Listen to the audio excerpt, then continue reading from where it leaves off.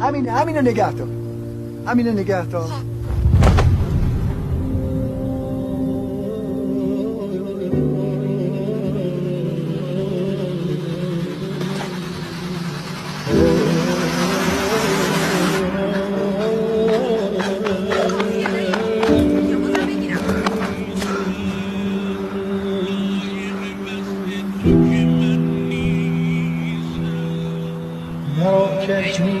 صدامو داری؟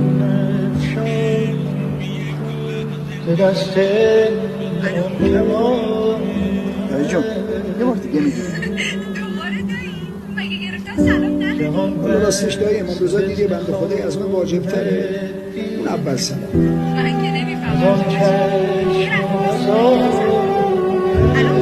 الان عالیه دایی جون.